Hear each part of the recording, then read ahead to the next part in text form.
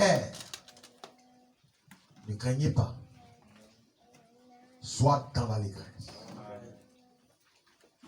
Et réjouis-toi. Car l'Éternel fait de grandes choses. Ça, c'est merveilleux. Quand j'entends ces choses-là, ça me réjouit le cœur. Car l'Éternel fait de grandes choses. Bêtes des champs, ne craignez pas. Car les plaines du désert reverdiront. Car les arbres porteront leurs fruits. Le figuier et la vigne donneront leur richesse. Et vous, enfants de Sion, soyez dans l'allégresse et réjouissez-vous en l'Éternel, votre Dieu, car il vous donnera la pluie en son temps.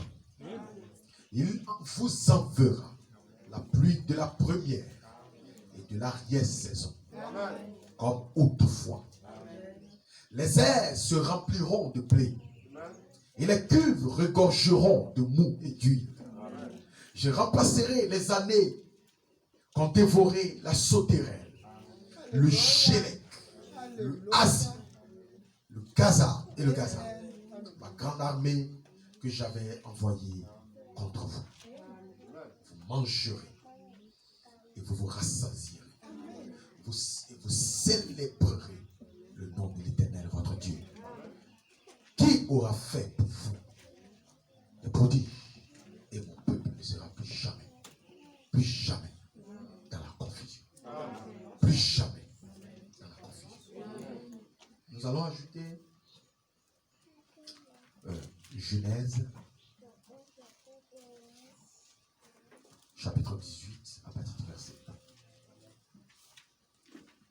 L'Éternel lui apparut parmi les chênes de Mamré.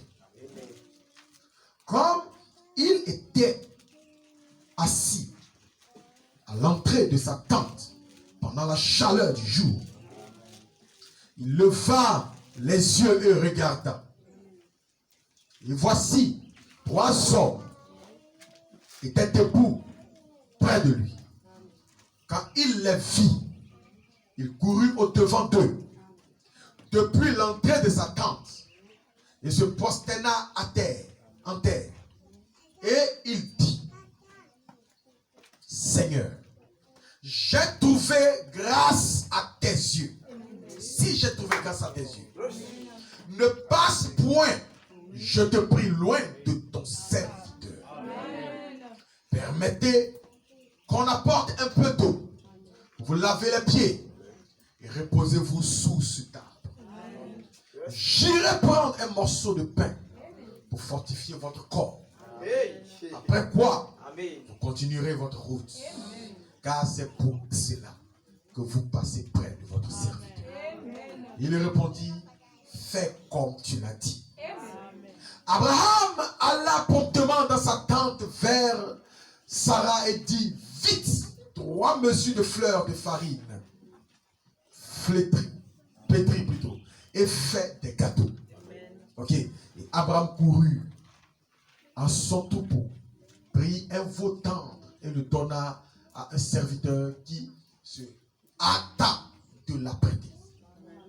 Il prit encore de la crème et du lait avec le veau qu'on apprête et qu'on avait apprêté.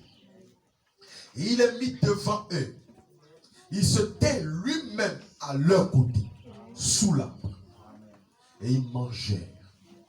Alors il lui dit, où est Sarah, ta femme? Il répondit, elle est là, dans la tente.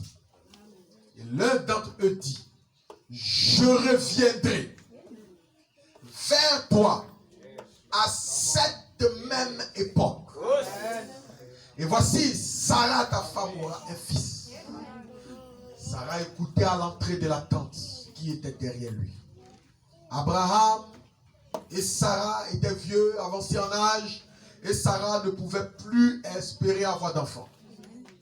Elle rit en elle-même en disant, maintenant que je suis vieille, aurai-je encore des désirs? Mon Seigneur aussi est vieux. L'Éternel rit en elle-même.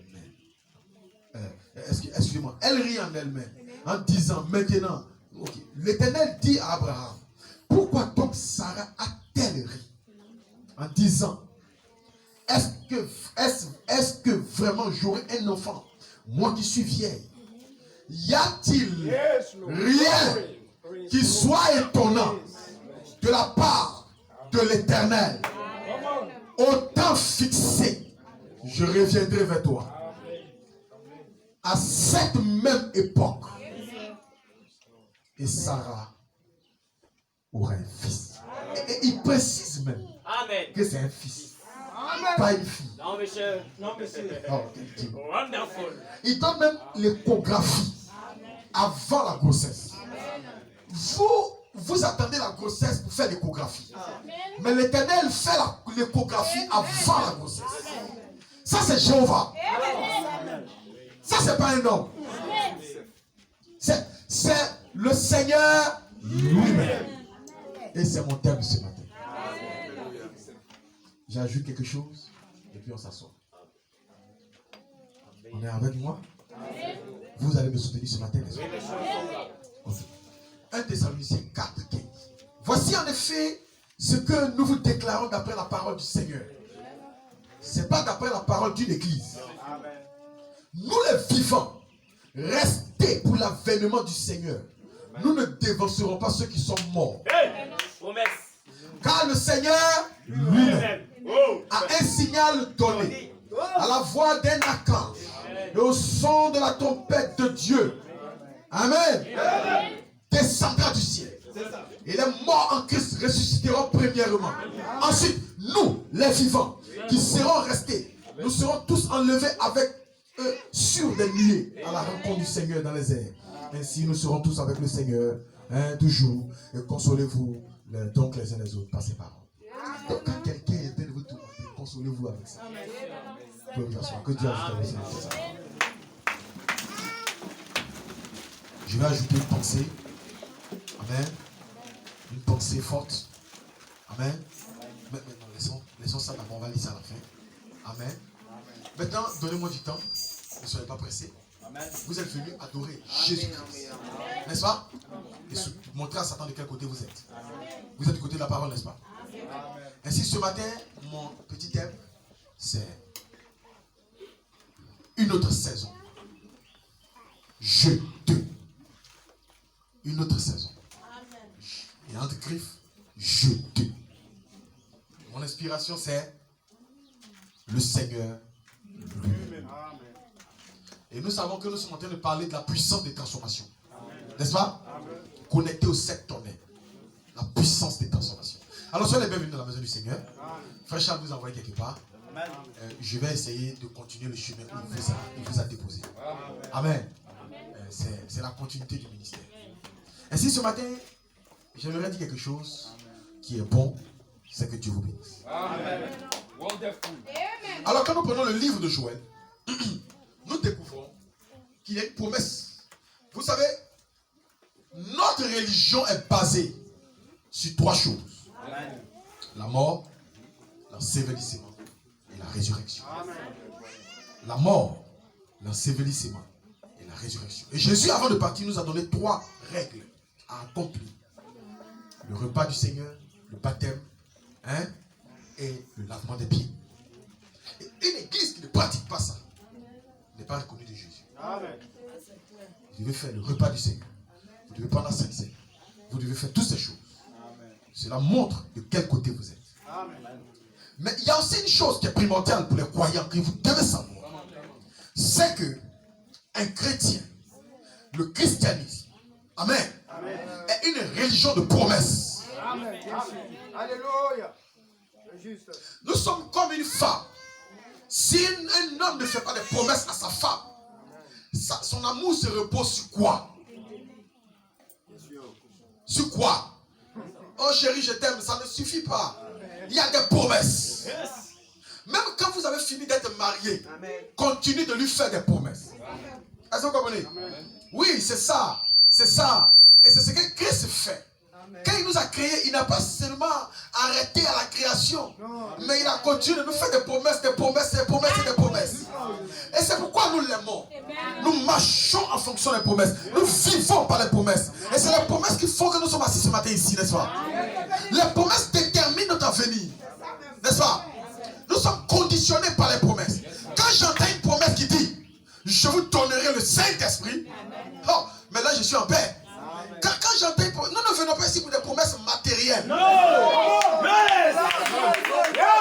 ne venons pas ici pour des promesses matérielles. N'est-ce pas? Nous ne venons pas ici parce que nous manquons d'argent. Parce que nous manquons d'habits. Parce que vous savez des choses, église. Il y a des choses. On ne prie pas pour ça. Donne-moi à manger. Habille-moi. Ça, c'est le travail du Seigneur. Tous ceux qui ont été créés par elle et là Elohim, Dieu prend soin. Et la Bible dit comme l'oiseau ne sème ni ne moissonne, l'Éternel prend soin de vous. Est-ce que tu peux m'expliquer comment l'oiseau mange? Et l'oiseau ne se soucie pas du demain. Il se lève le matin et il s'en va. Quand il trouve un champ de piment, il descend. Écoute, tu dis que c'est un voleur, mais le piment appartient à Elohim. Il s'en va, il le mange. Si tu veux ne faire pas de champ, il mangera. Donc nous ne venons pas à l'église pour ça. Ça, c'est des besoins acquis par notre naissance. Notre naissance nous a donné cela. Mais nous avons d'autres besoins. Comme je vous le disais le vendredi, il y a un moins dans notre vie. Il y a un signe négatif. Un moins. Quand nous avons quitté l'éternité et que nous étions descendus sur la terre, nous avons pratiqué des soustractions au cours de notre vie. Passant par les dimensions, nous avons pratiqué des soustractions. Moins. Et nous ne sommes plus dans notre condition normale. C'est pourquoi nous devons voyager du négatif au positif. Donc maintenant nous pratiquons des positifs. Et nous faisons la multiplication. C'est pourquoi vous avez amassé assez de négatifs. Et quand les négatifs et les négatifs se rencontrent, ça produit des positifs. C'est pourquoi la Bible dit là où le péché abonde, la gloire, la grâce de Dieu surabonde. Et ça veut dire que la science confirme Jésus-Christ. Dans la Bible, il y a des mathématiques. Oui. Bien sûr. Même il y a une science qui a été découverte dernièrement par la Bible. La généalogie. Vous connaissez la généalogie? Il y a la psychologie. Il y a la médecine. Il y a la psychanalyse. Il y a la science juridique. Il y a la zoologie, la biologie. Il y a toutes ces logiques. Amen. Gloire à Dieu. Amen. Mais ils ont oublié une science. Et dernièrement, aux États-Unis, c'est aux États-Unis où je suis quelque part, un médecin chercheur a découvert que la généalogie existe. Vous savez, ce qu'il dit, il nous pose la question. On dit, est-ce que par la prière, on peut guérir? Il dit oui. Il dit, ils ont exposé des gens malades. Et ils ont branché des appareils sur eux. Ils les ont mis dans des scanners ou autres. Pour faire pour voir des réactions cérébrales. Pendant que l'homme prie, ce qui se passe dans son cerveau. C'est la réalité. Et pendant qu'il est en train de prier, les gens sont en train de prier. Il y a des zones du cerveau qui commencent à rougir et des zones qui jaunissent. Et il monte ça sur le scanner. Et il leur dit, voyez-vous ici, vous voyez, cela déclenche une certaine énergie qui peut rentrer dans le corps. Ça, c'est le scientifique qui dit ça. Mais avant la création du monde, c'est pas étonnant que Jésus ait dit, priez sans cesse. Vous savez, quand votre Père vous donne un ordre, faites-le. Vous n'avez pas besoin de comprendre. Parce que lui, il sait de quoi il parle. Et nous avons compris que la prière a un succès. Il y a une puissance dans la prière. Quand nous prions, l'énergie se dégage. Et le Saint-Esprit utilise notre énergie biologique pour restaurer l'appareil qui est défectueux. Parce que le Saint-Esprit, c'est un médecin. Amen. C'est le médecin par excellence. Et si nous ne venons pas ici à l'église, pour simplement, pour des biens matériels, hein? Si tu ne manges pas, va travailler. Amen. Parce qu'il y a une loi dans la Bible qui dit que celui qui ne travaille pas ne doit pas manger. Bon, tu ne travailles pas, tu pries, Dieu bénis-moi. Il va te bénir comment? Dieu, il a déjà mis la bénédiction dans la terre.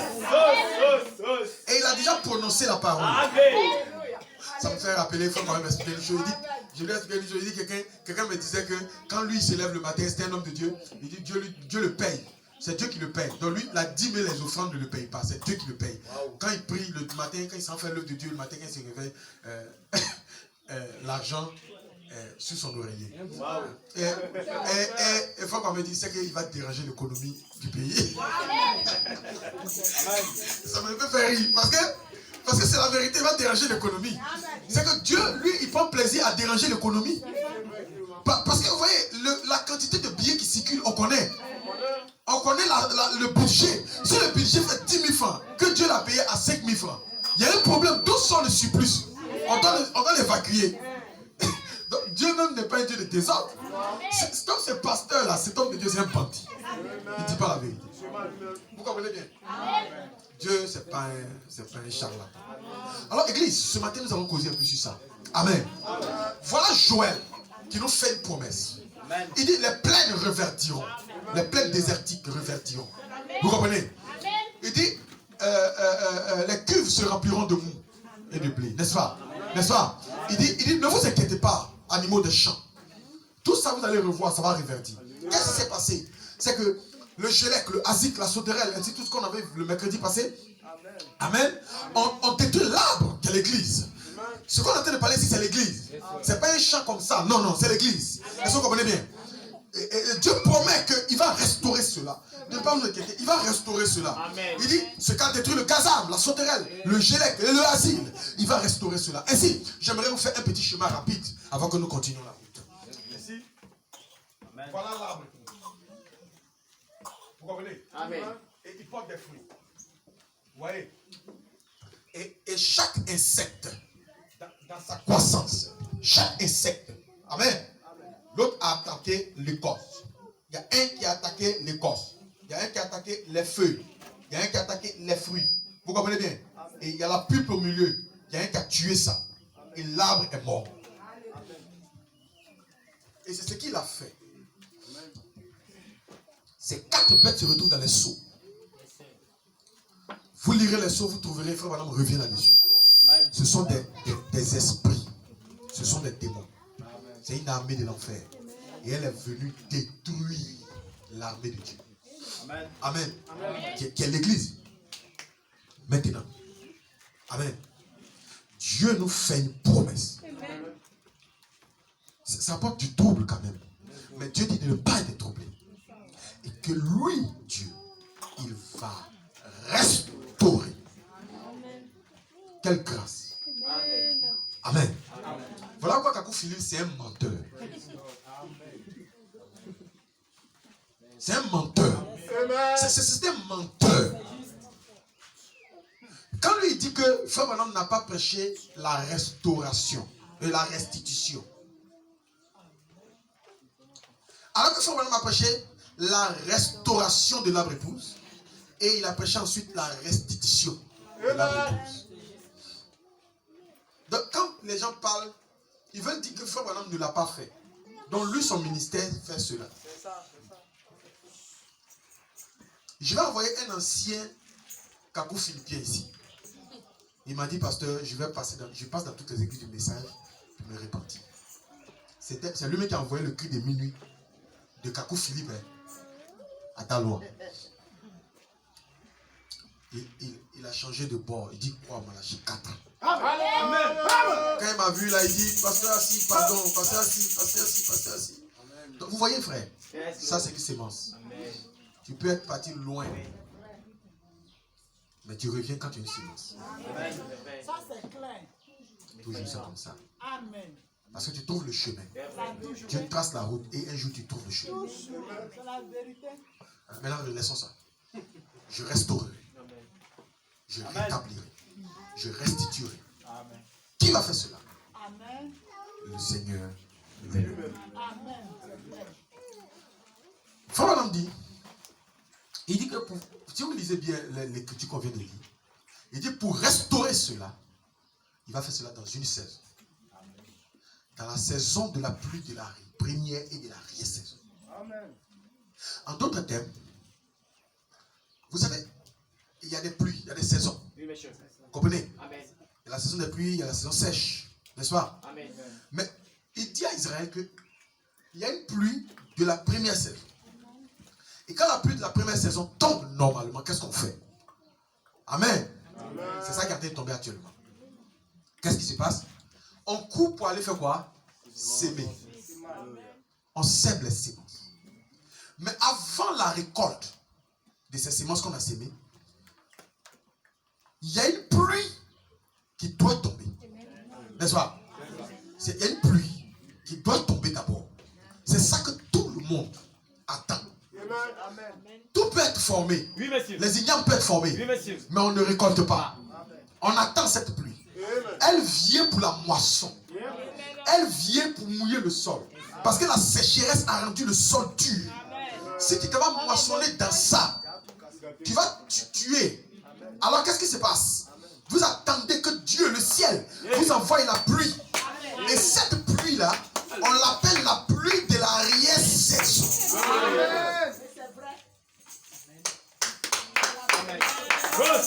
Maintenant, ça c'est ce que Dieu a fait après le péché. Pour que l'homme puisse vivre et manger. Vous êtes avec moi? Les sœurs, vous êtes avec moi? Maintenant, regardez quelque chose. Cette pluie-là, dans Joël 2, ce qui nous trouble, l'Éternel dit qu'il emmènera les deux pluies en même temps. Donc il n'y aura plus de cassure. La première pluie vient, normalement, elle cesse. Et puis après, à la moisson, la pluie de l'arrière-saison tombe. Mais ici, l'Éternel dit qu'il ne laissera pas la sécheresse venir. Non. Pendant qu'il fait tomber la pluie de la première saison, il fera tomber la pluie de l'arrière-saison en même temps. Hey, glory. Et c'est ça qui est le miracle. Pour que Dieu fasse ça, il faut qu'il change la saison. C'est pourquoi je vous dis qu'il y a une autre saison ici. Je te. Amen. Parce que si Dieu ne change pas la saison, il ne peut pas faire ça. Donc il doit changer le cours de la nature. Alléluia. Donc Dieu prévoit changer le cours de la nature. Glory to God. Et au cours des années de ténèbres, l'Église est restée longtemps dans la sécheresse. L'Église de Jésus-Christ est rentrée faut laisser ça comme ça. L'Église est restée longtemps dans la sécheresse. Elle est passée de dogme et de credo en credo. De dogme en dogme. De credo en credo. De dogme en credo. Et on n'en pouvait plus. D'organisation en organisation. Jusqu'à ce que Dieu envoie des réformateurs. Il a envoyé Irénée, Martin, Colomban, Wesley, tout cela des réformateurs. Mais à la fin des temps, alléluia, Dieu décide de ne plus envoyer des réformateurs. Parce que les réformateurs ne peuvent pas, ils ne peuvent que réformer. Ils ne peuvent pas changer la saison. Alléluia. Ils ne peuvent pas changer la saison. Il faut que pour que ces promesses s'accomplissent, il faut que la saison soit changée. Alors, qu'est-ce que Dieu va faire? Il doit envoyer maintenant un prophète. Alléluia. C'est pourquoi Frère Madame dit que à la fin de l'âge pentecôtiste, nous devons recevoir un messager. Que Dieu m'aide à vous le montrer. Vous comprenez bien? Donc nous devons recevoir un messager. C'est pour ça que Malachie 4:7, qui est le cœur de notre foi, déclare. Il dit, je vous enverrai Élie, le prophète, avant ce jour grand et redoutable. Il ramènera le cœur des enfants à leur père et le cœur des pères aux enfants. Et quand Jean-Baptiste est venu, il a ramené le cœur des pères aux enfants. Mais ici, en notre temps, au temps des enfants, il n'y avait personne pour ramener le cœur des enfants au père.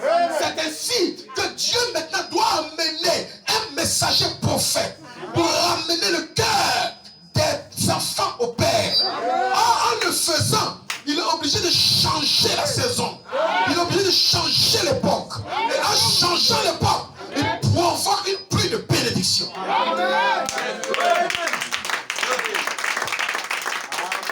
Je veux que cela soit clair.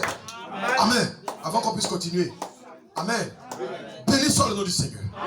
Vous comprenez ça? Donc c'est une question de changement de saison. C'est un changement d'état, de saison. Pour être formé à l'image de sa parole. Ainsi quand William Branham vient, qu'est-ce qu'il fait? Il prend tous les points laissés en suspens. Il prend le baptême, il explique. Parce que dans le baptême, il y a une nourriture. Est-ce que vous comprenez bien? Il y a une nourriture pour ton âme. Il prend le baptême, il explique. Donc qu'est-ce qu'il fait? Il arrose le baptême. Qu'est-ce qu'il fait? Par une pluie d'enseignement. Il arrose le baptême. Amen. Quand il finit d'arroser le baptême, il prend la doctrine du salut par la grâce. Il restaure ça. Il prend la doctrine, du trinitaire, la doctrine trinitaire de Dieu le Père, de Dieu le Fils, de Dieu le Saint-Esprit. Il restaure ça. Il prend la doctrine de la divinité de Jésus-Christ. Il restaure ça. Amen. Il prend chaque doctrine. Gloire à Dieu. Jusqu'à ce qu'il arrive à la doctrine du mariage et du divorce. Comment il faut se marier. Comment il ne faut pas se marier. Quel est le processus du mariage. Dans le mariage, qu'est-ce qu'il ne faut pas faire. Qu'est-ce qu'il faut faire. Tout ça, il restaure ça. Qu'est-ce qu'il fait. Il apporte la pluie de l'enseignement. Qui est la pluie de la sémaille. Et il sème le champ. Il restaure tout ce que les gens ont détruit. Que les femmes ne doivent pas prêcher. Il vient restaurer ça. Amen. Que les écoles théologiques, il vient restaurer ça. Ça, c'est la pluie de l'enseignement. C'est la première pluie. C'est la sémaille. Il sème les semences dans le champ. Il sème pendant 30 ans. Il sème les sémailles. Il sème dans le champ. Il voyage. Il sème ici le baptême. Il sème ici le baptême au nom du Père, du Fils et du Saint-Esprit. En le restaurant. Il sème le baptême de Jésus au nom de Jésus-Christ. Il sème le parler en langue. Il le restaure. Il sème les dons de l'esprit dans l'église. Et il règle cela le cas. Les dons de l'esprit. Comment cela doit opérer dans l'église. Il restaure cela. Il ramène le cœur des enfants à la foi apostolique. Il restaure toutes ces choses. Quand il finit, pendant qu'il est en train de faire ça, les gens encore s'attendent à ce qu'il y ait une promesse de la pluie de la première saison. Ils ne savent pas que Dieu est en train de restaurer. Il dit, je remplacerai les années qu'on détruit, le gélec, le asile, la sauterelle. Qu'est-ce qu'il est en train de faire? Il est en train de remplacer ce qui avait été détruit. Il est en train de restaurer ce qui avait été détruit. Les fruits qui ont été détruits, qui sont les fruits de l'esprit, il restaure ça. Les feuillages qui représentent la communion fraternelle, il restaure ça. Parce que le système dénominationnel a divisé les gens. Et chaque église est dans son coin. Il n'y a plus de communion. Qu'est-ce qui va se passer? Alors il restaure ça par la parole. Amen. Il restaure la guérison divine. Parce que les gens ne croyaient plus à la guérison divine. Alléluia. Il restaure ça. Il restaure l'écorce. Il restaure la pulpe. Jusqu'à restaurer la pulpe de l'arbre qui est la vie. Quand il finit de restaurer, il se tient en 1962 en décembre. Bonsoir à Dieu. Quand il finit de faire ce travail, amen. Il dit la Bible est finie. Donc aujourd'hui,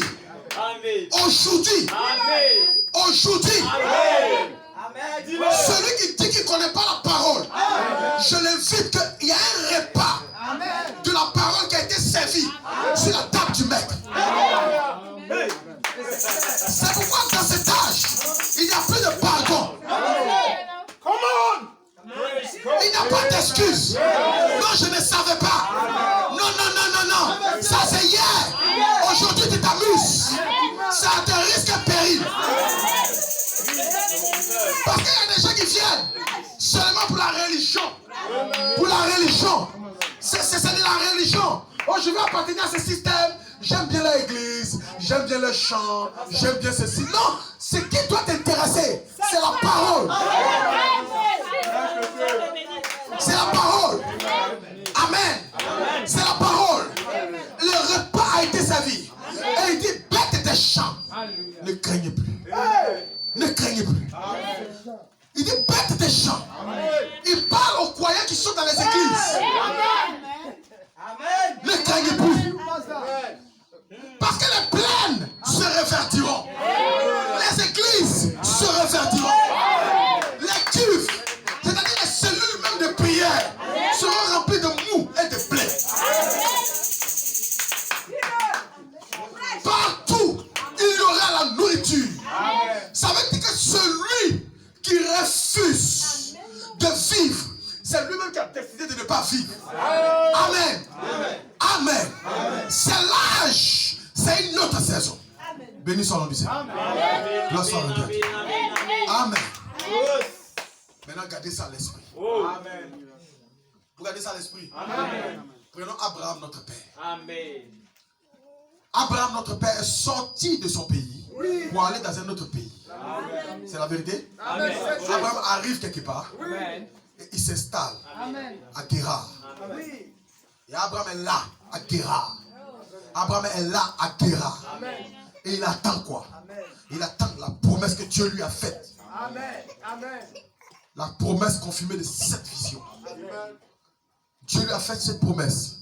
Et Abraham attend ça, attend ça. Et un jour, trois messieurs, je dis bien